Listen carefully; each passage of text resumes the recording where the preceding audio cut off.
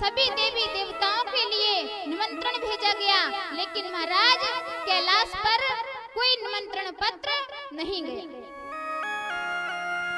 और महाराज आज इधर यज्ञ प्रारंभ होने जा रहा है, उधर सारे देवी देवता कैलाश से होकर गुजर रहे हैं। आज मैया पार्वती कैलाश पर विराजमान है। जैसे ही महाराज आज कैलाश से विमान गुजर रहे हैं तो मैया पार्वती का तो बड़ा ही दिमाग खराब है। मैया सती आज विराजमान थी और जैसे ही विमानों को देखा तो कहती हैं कि अरे ना तो महाराज हरिद्वार का कुंभ चल रहा है और ना कोई अभी उत्सव है, लेकिन मेरी समझ में ये नहीं आता कि ये सारे विमान कहाँ पर जा रहे हैं। लेकिन महाराज जैसे ही मैया पार्वती ने ऊपर की तरफ देखा तो उन्होंने कहा कि अरे बहन तू यहाँ पर बैठी है, लेकिन महाराज दक्ष ने बड़ा ही वाजपेयी नामक बृहस्पति नामक यज्ञ किया है, तेरे लिए निमंत्रण पत्र नहीं आया। आज मैया सती कहती हैं कि बहन अरे पत्र तो आया है, आप चलिए मैं अभी आती हूँ। महाराज कोई ऐसी बेटी होगी जो अपने बाप की बुराई करेगी।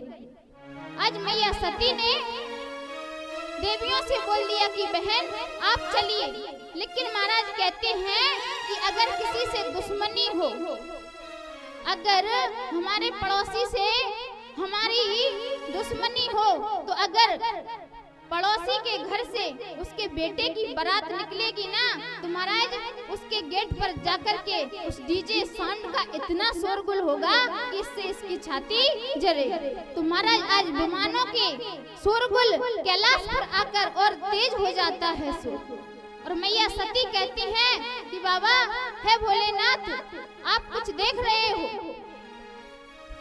जैसे ही सती ने महाराज आज एक कहा तो बाबा भोलेनाथ ने कहा कि हाँ सती मैं देख रहा हूँ, तुम क्या कहना चाहती हो। तो महाराज कहते हैं कि अगर आजकल की माता बहनें हों तो अपने पीहर की बात करेंगी ना तो बड़े अकड़ के बोलती हैं। तुम्हारे लिए पता है हमारे पिता ने इतना बड़ा यज्ञ किया है, हमारे पिता के यहाँ पर ऐसी चीज है, बहुत बड़े पैसे वाले हैं हमारे पिताजी। लेकिन महाराज मैया सती की शीलता तो देखिए, मैया सती ने ऐसा कुछ नहीं कहा, सरलता से कहा कि स्वामी पता है आपको आपके ससुर जी ने आपकी ससुराल में यज्ञ कर रखा है, यज्ञ कर रहे हैं, आपको वहां नहीं जाना क्या। तो बाबा भोलेनाथ ने कहा सती हम वहां पर चले तो, लेकिन आप हमें ये बताओ कि हमारे लिए दक्ष प्रजापति के यहाँ से कोई निमंत्रण आया है, कोई पत्र भेजा है क्या उन्होंने। मैया सती कहती है महाराज कि स्वामी पिताजी भूल गए होंगे, क्योंकि मैया सती दक्ष प्रजापति की सबसे प्रिय पुत्री थी। तो कहते हैं कि कभी कभी भूल से ऐसा भी हो जाता है कि हम अपने सबसे खास इंसान को निमंत्रण पत्र देना भूल जाते हैं। आज मैया सती ने कहा कि भोलेनाथ पिताजी भूल गए होंगे, ऐसी कोई बात नहीं है। बाबा भोलेनाथ कहते हैं नहीं सती वहां पर नहीं जाना चाहिए जहाँ से कोई निमंत्रण नहीं आया हो, जहाँ हमें कोई बुलाए नहीं। तो महाराज कहते हैं कि कहाँ जाएं। महाराज भोलेनाथ कहते हैं सती वहां पर जाना चाहिए जहाँ पर हमारे जाने से उसके मन में खुशी हो।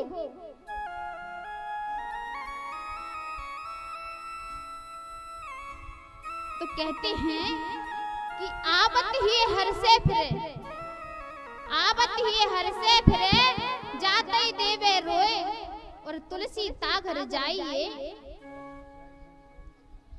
तुलसी ताघर जाके मुँह कोई रहिए सोए। आवत ही हर से नहीं नैनन नहीं सने और तुलसी ताघर न जाइए, कंचन वर्षे में। महाराज ऐसे घर में कभी भी नहीं जाना चाहिए, चाहे वहाँ पर सोना ही क्यों नहीं बरस रहा हो। लेकिन महाराज जाओ तो कहाँ पर जाओ, जहाँ पर आपके जाने के पहले ही खुशी से हर्षोल्लास हो जाए कि आज हमारे मेहमान जी आ रहे हैं, आज हमारे पिताजी आ रहे हैं, आज हमारी बेटी आ रही है। और महाराज जैसे ही आप उस घर से जाने को हो तो महाराज अश्रुपात करने लगे। तो कहते हैं कि ऐसे घर में तो महाराज जाकर के अगर वो एक बार भोजन की भी ना पूछे तो जाकर के भूखो ही सो जाना चाहिए।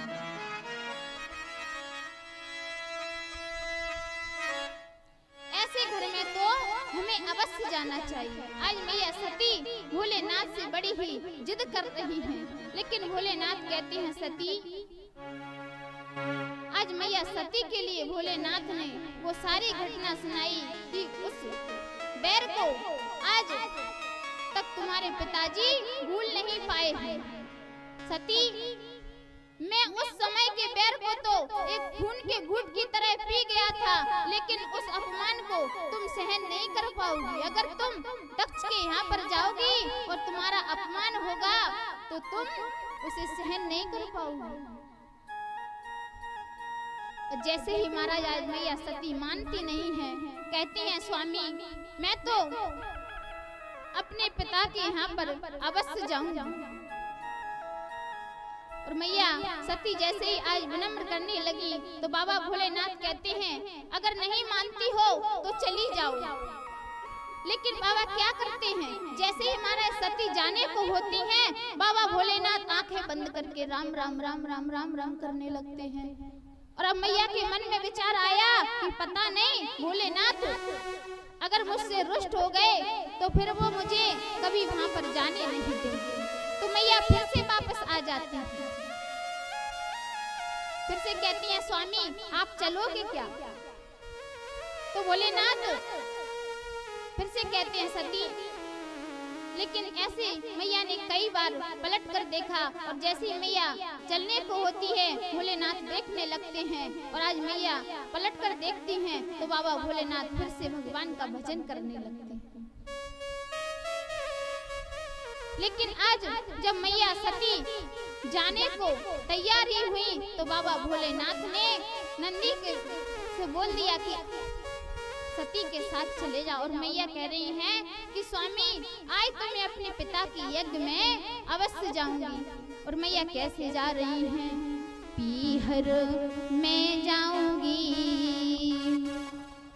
पीहर में जाऊंगी, मेरे यज्ञ पिता ने कीने, पीहर में जाऊंगी, मेरे यज्ञ पिता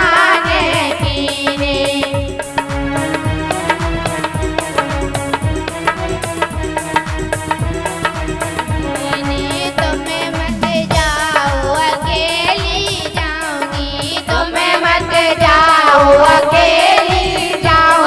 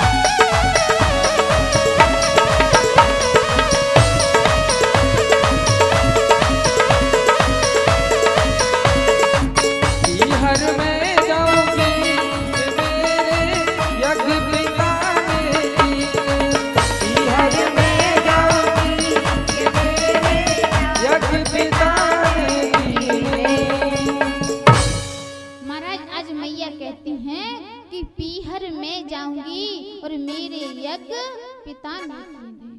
आज मैया सती चली जाती हैं और वहां पर क्या देखती हैं कि जैसे ही महाराज आज मैया सती दक्ष के यहाँ पर पहुंची तो उनसे किसी ने भी कुशलता पूर्वक भेंट वगैरह नहीं पूछी कि आइए बेटी कि मिलिए। हर बहन की तरफ देखती हैं तो मैया से उनकी बहनें मुंह फेर लेती हैं और जैसे ही मैया से मुंह फेर लेती हैं, लेकिन महाराज एक उनकी माँ है जो कमरे में बैठकर रुदन कर रही है। उनको सबसे बड़ा दुख है कि आज मेरी बेटी सती होती। आज मैया प्रसूति कमरे में विराजमान सती के लिए विलाप कर रही है। आज जैसे ही मैया सती पहुंची तो मैया ने बेटी को अंक में भर लिया और मैया को गले लगाकर आज ऐसे मैया तृप्त हुई। एक बेटी का प्रेम और माँ का प्रेम तो माँ बेटी ही समझ सकती है। और जैसे ही मैया सती ने पिता से जाकर के प्रणाम किया तो पिता ने तो पहले ही कह रखा था कि अगर जो शिव से संबंधी होगा उससे कोई ना तो प्रणाम करेगा और ना उसे इस यज्ञ में भाग दिया जाएगा। दक्ष न कछु पूछी कुशलता। महाराज इस प्रकार से आज दक्ष ने मैया सती से ना तो ये पूछा कि बेटी कैसी आई हो और कैसी हो तुम। आज महाराज जैसे ही मैया सती ने वहां पर देखा कि यज्ञ में सारे देवताओं के लिए भाग रखा है, उनके लिए भोग लगा है, लेकिन शिव जी के लिए महाराज वहां पर कोई भाग नहीं। और जैसे ही मैया ने आज वहां पर शिव जी का भाग नहीं देखा तो तुरंत बोल पड़ी, हे दक्ष, हे अभिमानी दक्ष, तूने ये कितना बड़ा अपराध कर दिया। जो जगत के स्वामी जगदाधार भोलेनाथ से तूने बैर करके आज अच्छा नहीं किया, क्योंकि तूने उसे भाग नहीं दिया। आज महाराज मैया सती ने जब बाबा भोलेनाथ का उस यज्ञ में भाग नहीं देखा तो उस अपमान को मैया सती सहन नहीं कर पाई। और जैसे ही महाराज सती ने उस अपमान को सहन नहीं किया तो हाँ जैसे अपनी योग माया से मैया ने अग्नि को प्रज्वलित किया और मैया स्वयं उसमें भस्म हो गई। और जैसे ही मैया ने अपने आप को भस्म किया और उधर यज्ञ में हाहाकार मच गया, क्योंकि मैया ने ठान रखा था कि आज मैं इस यज्ञ को सफल नहीं होने दूंगी। और जैसे ही आज यज्ञ उधर बाबा भोलेनाथ को पता चला कि सती ने वहां पर जाकर के अपने शरीर को समाप्त कर लिया तो बाबा भोलेनाथ ने गुस्से में अपने सर से एक जटा को उखाड़कर पृथ्वी पर के पटका, जिससे महाराज एक विशाल वीरभद्र नामक का जन्म हुआ। और जैसे ही वीरभद्र का जन्म हुआ तो उसने हाथ जोड़कर कहा, प्रभु बताइए मेरे लिए क्या आदेश है। और जैसे ही महाराज वीरभद्र को आदेश दिया कि जाकर दक्ष प्रजापति का यज्ञ ध्वंस कर दिया जाए। यहाँ पर आकर के महाराज वीरभद्र ने दक्ष प्रजापति का यज्ञ भस्म कर दिया और दक्ष प्रजापति के सर को काट कर के यज्ञ कुंड में ही भस्म कर दिया। और कहते हैं महाराज जो अतिथियों के लिए रायता बना हुआ था उसका पर्चा उठा करके यज्ञ कुंड की अग्नि में समाहित कर दिया। अब तो महाराज चारों तरफ हाहाकार मच गया, सारे देवी देवता परेशान हैं।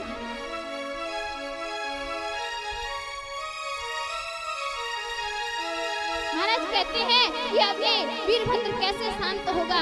तब भगवान ब्रह्मा जी और विष्णु ने कहा कि जाकर के भोले बाबा की शरण में जाओ। आए सभी बाबा भोलेनाथ की शरण में गए महाराज और वहां जाकर के भोलेनाथ से कहा। तब भोलेनाथ ने वीरभद्र को शांत किया और जाकर के महाराज जब ब्रह्मा जी बोले कि हे बाबा भोलेनाथ आप दक्ष प्रजापति की यज्ञ को सफल तो करवाइए, तब महाराज जाकर के कहते हैं कि यज्ञ सफल तो जब हो जब पारिषद होगा। यजमान ही नहीं है तो उस यज्ञ में कौन बैठेगा। तो महाराज आज दक्ष के लिए बकरे का सर लगाया गया, जिससे वो यज्ञ को सफल कराया। और कहा, कहते हैं कि जब यज्ञ सफल कराने की बात कही तो बाबा भोलेनाथ कहते हैं कि जब हमको उस यज्ञ में भाग ही नहीं मिलना है तो हम वहां जाकर के क्या करेंगे।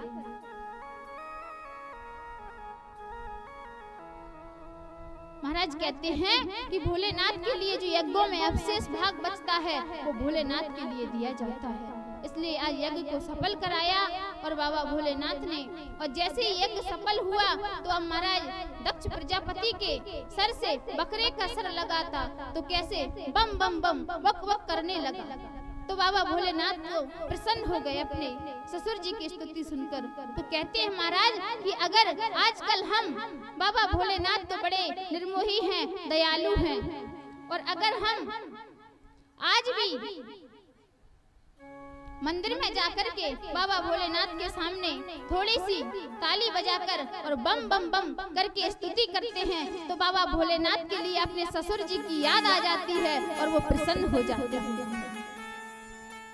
इस प्रकार से महाराज आज श्री सुखदेव जी महाराज राजन परीक्षित को सुनाने लगे कि हे राजन, आगे प्रिय व्रतोन्तान पादौ सतरूपा पते सुतौ वासुदेवस्य कलह रक्षायां जगत स्थितौ।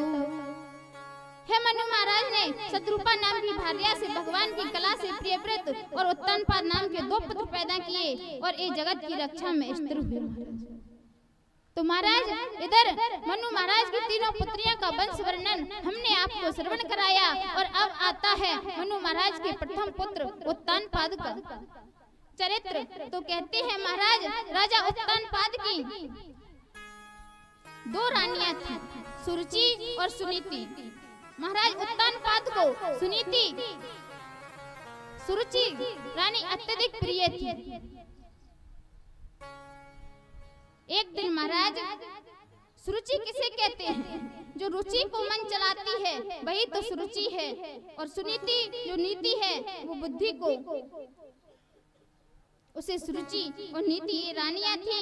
एक दिन महाराज महल में विराजमान थे तो महाराज रानी सुरुचि के पुत्र को महाराज गोद में विराजमान बिठा रहे थे, लेकिन महाराज कहीं से सुनीति के पुत्र ध्रुव जी घूमते हुए आए और जैसे ही महाराज की गोद में बैठने को हुए तो रानी सुरुचि ने दुत्कार कर हटा दिया महाराज, और कहती है कि हे ध्रुव, तू इस राजगद्दी पर बैठने के लायक नहीं है। तब ध्रुव जी ने कहा कि हे माँ, मैं इस गद्दी पर पिता की गोद में बैठने के लायक क्यों नहीं हूँ? तब माँ सुरुचि कहती है कि हे पुत्र, अगर तुझे महाराज उत्तानपाद की गोद में बैठना है और इस राजगद्दी पर बैठना है तो तुझे भगवान से तपस्या करनी पड़ेगी और भगवान से वरदान लेना पड़ेगा कि हे पुत्र,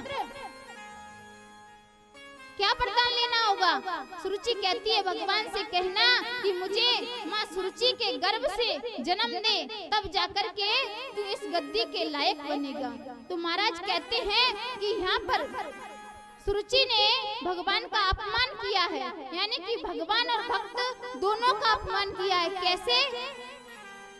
महाराज सुरुचि ने अपनी कोख के लिए भगवान से भी बड़ा माना है,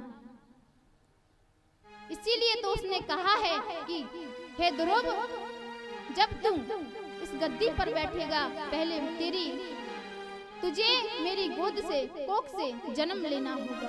तो महाराज आज ध्रुव जी के लिए सुरुचि ने दुत्कार दिया और महल से भगा दिया। कि रोई रोई कहे ध्रुव महाराज, मैया मोए मौसी ने मारो। रोई रोई कहे ध्रुव महाराज, मैया मोए मौसी ने मारो। अरे मोए मौसी ने मारो, मैया मोए मौसी ने मारो। मोए मौसी ने मारो, मैया मोए मौसी ने मारो। रोई रोई कहे ध्रुव महाराज, मैया मोए मौसी ने मारो। रोई रोई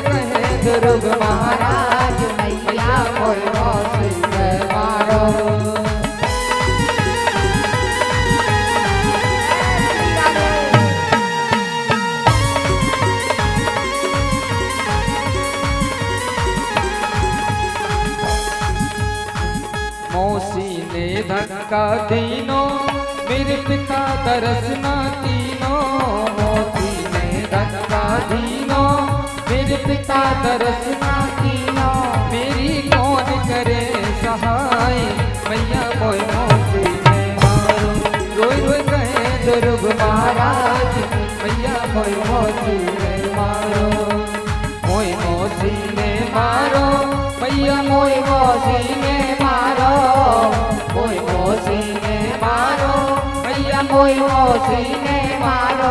रोई रोई कहे ध्रुव महाराज मैया मोय मौसी ने मारो। रोई रोई कहे ध्रुव महाराज मैया मोय मौसी ने मारो। मैया मोय मौसी ने मारो। मैया मोय मौसी ने मारो। महाराज इस प्रकार से आज ध्रुव को जब सुरुचि ने भगा दिया तो जाकर के कहते हैं कि माँ आज मुझे सौतेली माँ ने मुझे उद्कार कर भगा दिया। कहती है कि अगर तुझे इस गोद में बैठना है तो जाकर के पहले तपस्या कर। तो सुनीति कहती है बेटा जो आज तक मैं तुझे बता नहीं पाई वो आज तेरी विमाता यानी सौतेली माँ ने तुझे भगवान का ज्ञान करा दिया। लेकिन ध्रुव कहते हैं कि माँ कैसी माँ हो तुम, अगर तुम्हारे बेटे को भगाया है और तुम्हें अभागिन कहा है लेकिन फिर भी उन्हीं की तरफदारी कर रही है। लेकिन आज सुनीति कहती है बेटा अगर सुरुचि माँ ने तुझसे कहा है तो तू तपस्या कर और भगवान को प्राप्त कर। आज महाराज ध्रुव जी घर से निकल पड़े और तपस्या करने के लिए गए हैं। और जैसे ही महाराज ध्रुव जी तपस्या करने के लिए गए तो रास्ते में उनके लिए नारद जी मिल गए। और जैसे ही महाराज आज ध्रुव जी चले तो भगवान विष्णु ने कहा कि हे नारद मेरे भक्त का जाकर के अवलोकन करो। जैसे ही नारद जी मिले महाराज तो नारद जी ने कहा बेटा कहाँ जा रहे हो तुम। तो नारद जी ने जैसे ही पूछा तो कहते हैं कि हे देवऋषि मेरे लिए मेरी माँ ने धुतकार दिया है इसलिए मैं तपस्या करने के लिए जा रहा हूँ। नारद जी ने कहा आजकल मरकट लोग ज्यादा ढोंगी बाबा ज्यादा घूमते हैं, इनकी भक्ति में कुछ सच्चाई है कि नहीं ये देखा जाए। तो जैसे ही महाराज आज उन्होंने कहा कि बेटा तुम क्या करना चाहते हो कि मैं भगवान को प्राप्त करना चाहता हूँ। लेकिन ध्रुव जी कहते हैं कि मैं भगवान को प्राप्त करूंगा। नारद जी ने कहा बेटा तुम भगवान को प्राप्त नहीं कर सकते क्योंकि भगवान तो जब मिलते हैं हजारों वर्ष ऋषि मुनि तपस्या करके चले भी जाते हैं लेकिन भगवान किसी को मिलते नहीं। और तुम कहते हो इस 5 वर्ष की अवस्था में भगवान को प्राप्त करने चले हो। कहती है महाराज आजकल का ज्ञान इतना प्रबल है कि लोगों को हल में तो बैराग हो जाता है और हल में वो बैराग शांत हो जाता है। और वो बैराग कैसा होता है महाराज कहते हैं कि घर में वही थोड़ी खटपट तो चल बाबा के मठ पर। नारद जी ने सोचा कहीं ध्रुव जी का बैराग भी तो ऐसा ही नहीं है कि घर में आज माता ने थोड़ा डांट दिया और ध्रुव जी आज तपस्या करने के लिए निकल पड़े। आज नारद जी इस प्रकार से ध्रुव जी को समझा रहे थे लेकिन ध्रुव जी तो एक बात नहीं मानते। नारद जी ने अनेकों बातें समझाई बेटा इस अवस्था में तुम जंगल में नहीं रह सकते, हिंसक पशु रहते हैं तुम्हें खा जाएंगे, कहीं बड़े होकर फिर से आना जब तपस्या करना। लेकिन ध्रुव जी ने एक ही बात कही महाराज कहीं किसी गाय को धोने के लिए चलनी लेकर बैठ जाए तो क्या उसमें दूध टिकेगा? महाराज कभी नहीं टिक सकता। उसी प्रकार हे नारद जी हे गुरुदेव आज मेरा भी मन ऐसा ही है कि आज आपकी बातों का प्रभाव मुझ पर नहीं पड़ रहा है। केवल एक ही बात को मैंने सोच लिया है कि मैं हरि से मिलूंगा और अगर आप हरि से मिलने का उपाय बता सकते हो तो मुझे हरि से मिलने का उपाय बताइए। और जैसे ही महाराज आज नारद जी ने देखा कि चेला बड़ा परिपक्व है और ये तपस्या करके भगवान को प्राप्त कर सकता है तो नारद जी ने महाराज आज ध्रुव जी के लिए कान में मंत्र फूंक दिया और कहा, बेटा इस द्वादक्षर मंत्र का जप करना और जाओ मथुरापुरी में यमुना जी के किनारे तुम तपस्या करो। और आज महाराज ध्रुव जी महाराज तपस्या करने के लिए यमुना जी के पास आए और जैसे ही महाराज यमुना जी पर आज ध्रुव जी तपस्या करने आए हैं तो तपस्या करने के लिए बैठ गए। और कैसे तपस्या की है महाराज, प्रथम महीने में 3 दिन तक 3 दिन में 1 दिन फलाहार भोजन करते हैं और 3 दिन निराहार रहते हैं। और जैसे ही महाराज प्रथम महीना बीता तो द्वितीय महीने में उन्होंने 6 दिन में केवल 6 दिन में 1 बार फलाहार करते हैं और 6 दिन निराहार रहते हैं। और महाराज जैसे ही तीसरा महीना लगा तो 9 दिन में केवल फूल पत्तियों का आहार लेते हैं और बाद में 9 दिन तक निराहार रहते हैं। और जैसे ही महाराज आज 5वां महीना लगा तो अब तो केवल ध्रुव जी महाराज केवल 12 दिन में केवल 1 बार वायु का सेवन करते हैं। इस प्रकार से महाराज आज ध्रुव जी ने 6वें महीने में तो महाराज न वायु का, न फल का, न जल का, सब कुछ छोड़ दिया और एक पैर के अंगूठे के ऊपर महाराज खड़े होकर के भगवान से तपस्या की। और जैसे ही महाराज आज एक पैर के अंगूठे के ऊपर खड़े हो गए तो सारे देवलोक की, सारे ब्रह्मांड की वायु रुक गई, प्राण वायु अवरुद्ध हो गई। तो सारे देवी देवता घबराने लगे। तो सभी भगवान विष्णु के पास पहुंचे कि भगवान ये क्या हो रहा है। तो भगवान विष्णु ने कहा, कुछ नहीं, ध्रुव मुझ में मिलने जा रहा है। तो जैसे ही महाराज आज ध्रुव जी प्रभु से मिलने जा रहे थे तो आज भगवान ने कहा कि हे देवो, आप घबराओ मत, शांति धारण करो। और आज भगवान मधुवन में पहुंचे और जो ध्रुव जी के अंदर जो छवि थी उस छवि को तुरंत ही प्रभु ने खींचा, क्योंकि जब तक प्रभु अपनी छवि को नहीं खींचते ध्रुव जी अपनी तपस्या को तोड़ने वाले नहीं थे। जैसे ही प्रभु ने उस छवि को खींचा तो छटपटा कर देखते हैं कि सामने प्रभु खड़े हुए। और आज प्रभु को जैसे ही देखा ध्रुव जी ने दंडवत प्रणाम किया। लेकिन महाराज अब ध्रुव जी सोचते हैं कि मैंने माता से सुना था, मैंने गुरुजी से पूछा, गुरुजी ने मुझे मंत्र दिया, लेकिन मैंने किसी से ये नहीं पूछा कि जब भगवान प्रकट हो जाएं तो उनसे मांगना क्या है। अब महाराज ध्रुव जी सोचते हैं कि ना तो मुझे मंत्र आते हैं, ना मुझे भक्ति करना आता है, मैं क्या करूं। तो जैसे ही महाराज आज ध्रुव जी को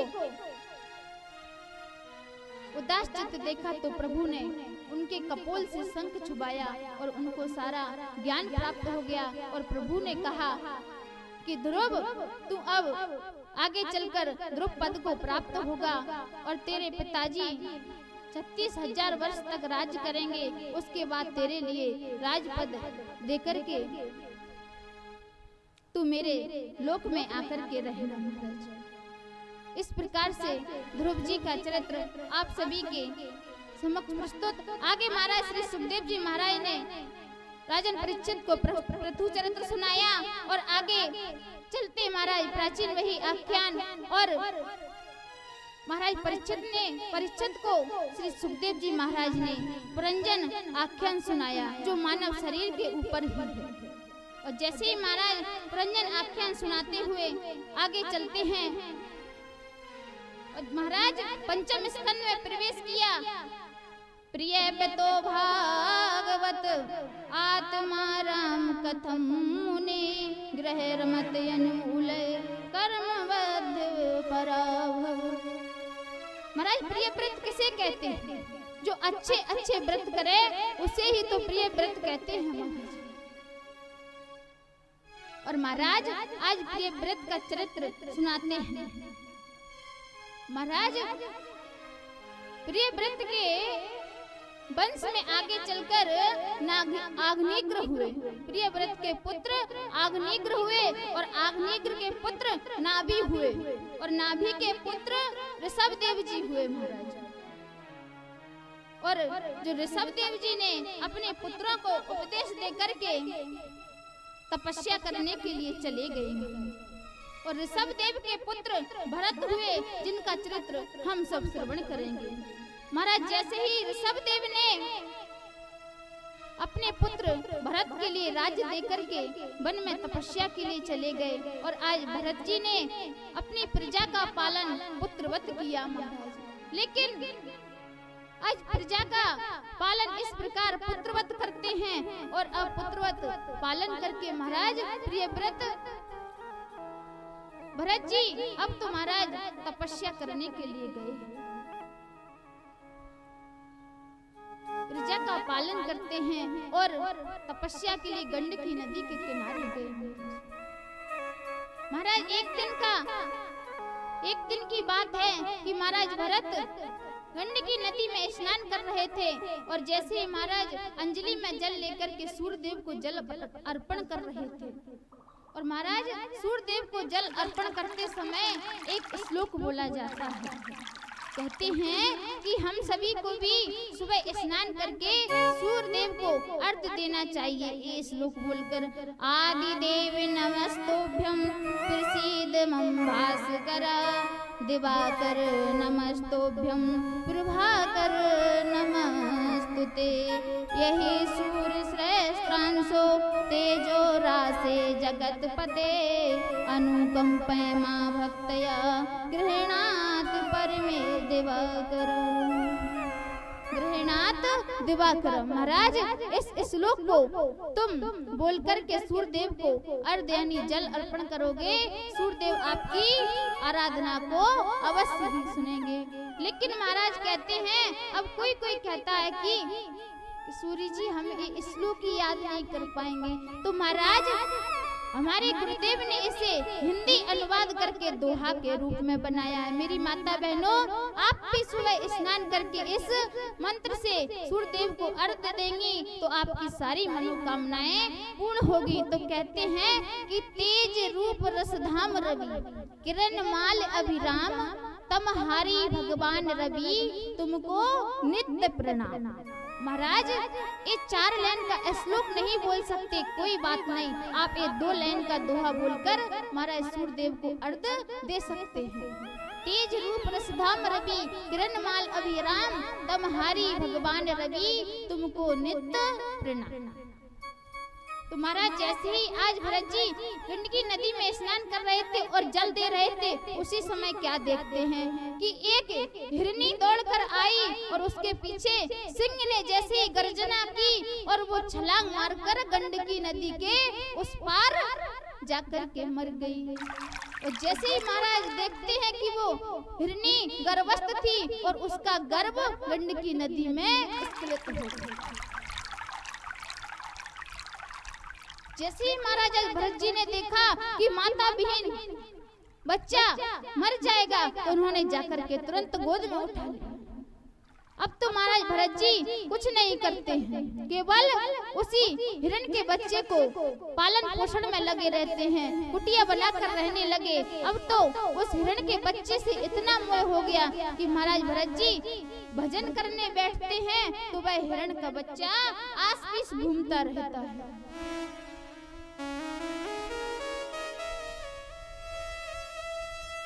और महाराज आज भरत जी ने जैसे ही उस बच्चे का लालन पालन किया, तो महाराज इतना मोह नहीं करना चाहिए किसी भी चीज में। और एक दिन वो हिरण का बच्चा कहीं से उसे हिरणों का झुंड दिखा और वो उस झुंड में जाकर के भाग गया। अब तो महाराज भरत जी उसके वियोग में इतने तड़पे कि अपने शरीर को ही त्याग दिया। कहते हैं कि अंत काल में भी रहा मृग शावक का ध्यान, और पूर्व जन्म में मृग हुए राजा मोह निधान।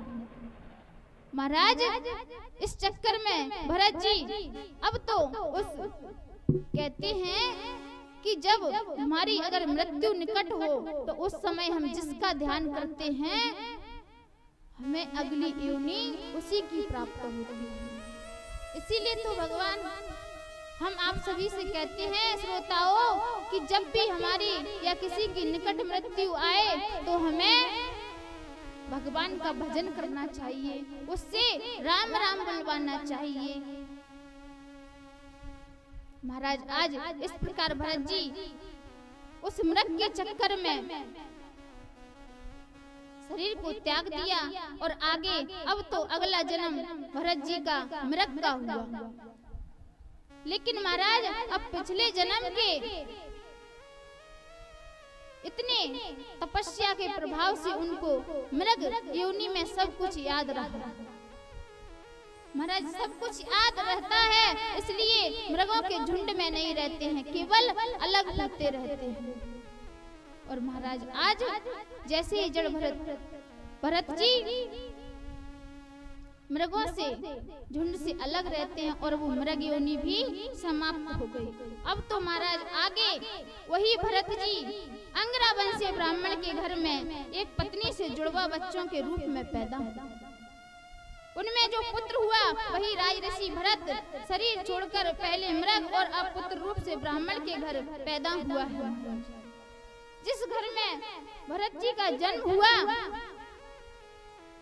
तो उनके माता पिता अन्य भाई थे, तो वो तो पढ़ लिख करके बड़े बने, अच्छे काम काज करने लगे। लेकिन भरत जी ने सोचा कि मैंने पिछले जन्म में मृग के चक्कर में अपनी सारी तपस्या को छोड़ दिया, भंग कर दिया, और फिर भी मुझे मृग का जन्म मिला और जैसे तैसे मैंने मृग का जन्म योनि को भी निकाल लिया और अब मुझे फिर से जन्म मिला है, तो केवल मैं भगवान का भजन करूंगा। और महाराज आगे चलकर उनके माता पिता का देहांत हो गया। अब तो भाई बंधुओं में भरत जी उनके भाई कुछ भी कार्य करने को कहते हैं वो कुछ नहीं करते, केवल शांत रहते हैं। महाराज जब भरत जी ऐसे थे तो उनके पिताजी ने उनका नाम जड़ रख दिया, जड़ भरत हो गया। इसलिए किसी से बात नहीं करते हैं। तो उनके भाभियों ने कहा कि ये कुछ नहीं करते, इनको घर में खाना देने से क्या फायदा है, इनको यहाँ से हटाओ। तो महाराज भरत जी के लिए अब तो घर से निकाल दिया, कहते हैं कि जाओ कुछ कार्य करो। लेकिन भरत जी तो अब केवल भगवान के भजन में रहते हैं, कुछ भी नहीं करते हैं। और जैसे ही महाराज भरत जी कुछ नहीं करते, लेकिन एक दिन कहा कि जाओ खेत चौरस के लिए भेजा। तो महाराज भरत जी के लिए खेत चौरस के लिए भेजा, तो वहां पर जाकर के खेत में क्या कर रहे हैं भरत जी, कहते हैं कि हे चिड़ियाओ आओ, कैसे बुला रहे हैं, रामई की चिड़िया रामई के खेत आओ रे चिड़िया भर भर पे, की चिड़ैया रामई को भेज आओ चिड़ैया भर भर भेज।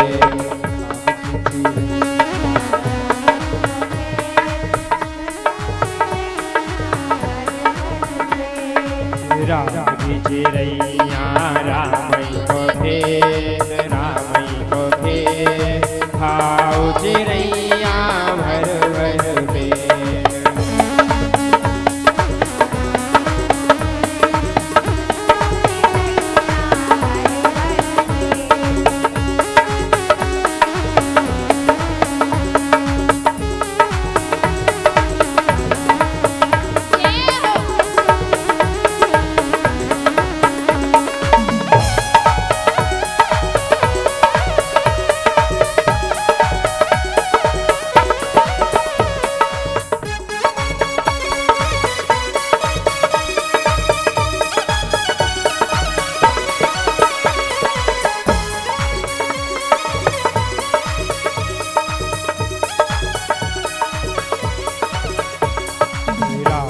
चिड़ैया रामई को भेज, रामई को भेज, रामई को भेज आओ मोरी चिड़िया भर भर भेज, आओ चिड़िया भर भर भेज, आओ रे चिड़िया भर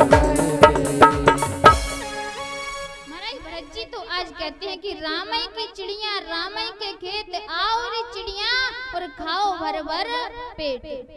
आप तो आओ और भर भर पेट खा के चली जाओ। महाराज इस प्रकार से आज भजन करते रहते हैं। और आगे एक राजा ने, दस्युराज ने नरबलि की प्रतिज्ञा की थी कि हम नरबलि देंगे, हमारे यहाँ पर संतान उत्पन्न हो जाए। और जैसे ही महाराज दस्युराज ने नरबलि की प्रतिज्ञा की तो जो उन्होंने पशु के लिए बलि देने के लिए लाया गया था, लेकिन आज वो पशु रास्ता छोड़कर के भाग गया। तो राजा ने मंत्रियों को आदेश दिया कि जाकर के कोई भी मिले उन्हें पकड़ कर ले आओ और माता काली के लिए हम उसकी नर बलि देंगे महाराज।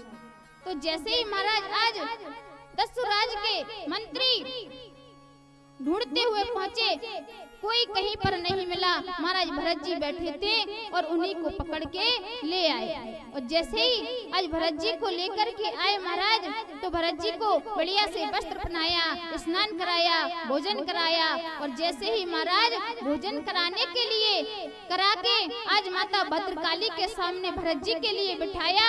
और दस्यु ने जैसे ही अपने हाथ में महाराज कहा कि अब तैयार हो जाइए, जैसे ही महाराज दस्यु ने हाथ में खड़क को लिया तो जड़ भरत जी बोले, भैया ये क्या, कि जब से तो आप भोजन कर रहे थे, स्नान कर रहे थे, नए नए वस्त्र धारण कर रहे थे, अब ये भी करवाने के लिए तैयार हो जाओ महाराज। तो जैसे ही महाराज भरत जी ने कहा कि ये हरी इच्छा जो भगवान की इच्छा है महाराज वही होगा, हम क्या कर सकते हैं। तो जड़ भरत जी आए शांत चित्त बैठे हैं। और जैसे ही मैया दस्यु ने भरत जी को तलवार से खड़क से काटने के लिए तलवार को उठाया तो कहते हैं कि ब्रह्म तेज से दग्ध हो काली अति अकुलाए, और रूप भयंकर प्रकट कर बारंबार उठाए। जैसे ही महाराज आज काली ने तुरंत प्रकट हो गई मैया काली, और प्रकट होकर के मैया काली ने आज कैसा रूप दिखाया है महाराज, क्योंकि आज भक्त के लिए मैया काली ने ऐसा देखकर